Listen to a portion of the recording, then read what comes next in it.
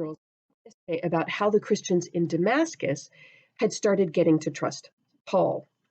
Well, Paul left Damascus and he went to Jerusalem then. That's where he had been from, right? It wasn't where he grew up, but it was where he had come from before he went to Damascus. So he went back to Jerusalem, and when he got to Jerusalem, he figured, well, I'm a believer in Jesus now. I should join the people who believe Jesus, the followers of the way. And he went to try to join them, the disciples. You know, everybody who follows Jesus is a disciple, not just the 12 disciples. And they didn't want to have anything to do with him. So today's story talks about that, and especially it talks about how trusting can be helpful, and we can pass trust from one person to another. The disciples, the Christians in Jerusalem, they didn't believe Paul, but they did believe somebody else, and that somebody else believed Paul, and that helped get the Christians in Jerusalem to trust Paul too. Boys and girls, when Saul left Damascus, he went to Jerusalem. That's where he had come from. And he knew lots of people believed in Jesus there. So he went to the disciples. That means the people who followed Jesus. And he tried to join them, but they wouldn't let him. They didn't trust him. Remember, the last they knew of him, he was trying to get them all thrown in jail and had gone to Damascus to try to get more of them thrown in jail. But a man named Barnabas in their language means the son of encouragement. A man named Barnabas, it says, took Saul, or Paul now he was often called, and led him to the apostles. The apostles were the people who had been the 12 disciples. And he talked to them, and Barnabas told them the story of everything that had happened to Paul. You know, Saul who became Paul, how he met Jesus on the road to Damascus, how he was changed to believing in Jesus, and how in Damascus he had helped a lot of people believe in Jesus. Now, we don't know exactly how Barnabas knew all that. Maybe Barnabas had been in Damascus for a while along with Paul. Maybe Barnabas had sat Paul down and they talked together when Paul first got to Jerusalem. Maybe Barnabas knew somebody in Damascus who had told him the story. Either way, somehow Barnabas trusted Paul. Barnabas brought Paul to the apostles, told them the story, and then they accepted Paul too. Well, once they accepted Paul, it says he was able to move freely in Jerusalem, talking to people and doing the same kind of thing he always did, telling them about Jesus and helping them to believe in Jesus. Well, of course, once that starts to happen, the people who have a lot of power, they get nervous. And the leaders of the Jews in Jerusalem got nervous. They didn't like that Paul was getting a lot of people to believe in Jesus. Well, the friends of Paul, they heard that the leaders of the Jews were a little upset about this. And they knew that bad things had happened to Paul before because of him getting people to believe in Jesus. They knew bad things had happened to Peter and John. Bad things had happened to a lot of them.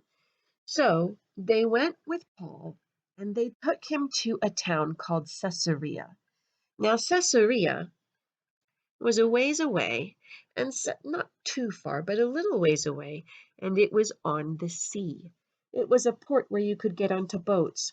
So they took him to Caesarea, and in Caesarea, they put him on a boat, and the boat took him to the town of Tarsus. That's where Paul had originally come from. They knew that Paul would keep preaching about Jesus no matter what and no matter where he was. And so they got Paul away safely, and the believers in Jerusalem continued to work together. So, girls, we really could do a trust flowchart there, couldn't we? The trust would go from the Christians to Barnabas over to Paul. They didn't really trust Paul directly, did they? But they did trust Barnabas, and Barnabas trusted Paul. So Barnabas was able to bring them together. Now, of course, we've said this before, anytime we have that trust going on, ultimate trust only happens with God. Barnabas had trust in God to believe that Paul was doing the right things. The Christians had trust in God to be able to trust their friend Barnabas, trusting in the Lord with all of our hearts. rather than leaning on our own understanding. That's the thing that's going to help us out. Let's continue our copy work. So get your encounter journal, yellow crayon, pencil, and eraser. All right, boys and girls, yesterday we finished with all. We're going to add in a yellow star there. And now we're writing a word that uses kindergartners, something from your extra job today.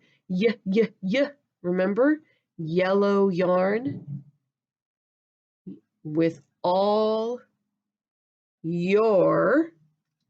And then this next word goes with the sort, heart. Now, you guys have known H for a long time. Heart. Now, first grade in Lily, you'll see that EA in this word. That's because the word heart used to actually be pronounced hirt. Trust in the Lord with all your hirt. And now we just say heart. So it's kind of like the E isn't there anymore. Now, boys and girls, at the end of this T, we're going to put in a comma. Do you see how it doesn't float up here? It actually starts down almost at the bottom line and goes down through the line. And that comma just kind of means we pause a little bit right here before we continue with what we were saying. We put the star after the comma because that comma tucks right in there with the word. Trust. Now, let's reread this all together. So you take your pointer finger and point to your words in your book and read along with me. Trust in the Lord with all your heart. And remember, you can pause the video anytime you need to be able to catch up with me. And there's another one that everyone should know how to write because we've been writing that a lot. And lean. Now, first grade in Lily, you guys can hear, oh my, I need another line, don't I? You can hear that with lean, we have a long E sound. It can't be an open syllable E because we have to have an N on the end. It could be magic E, couldn't it? Or EE, but lean is an EA.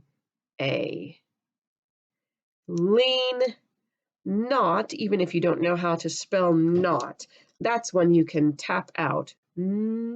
Ought. Lean, not.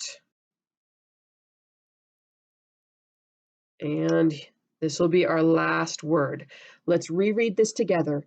Trust in the Lord with all your heart and lean not. We're going to do this one more on. All right, guys, next week you're going to have a long word coming up in here, but you can do it. We're just going to go through step by step slowly, copy things one at a time, think out the sounds you hear, and it'll be no problem. All right, boys and girls, there is your Bible for this week. We will see you on Monday.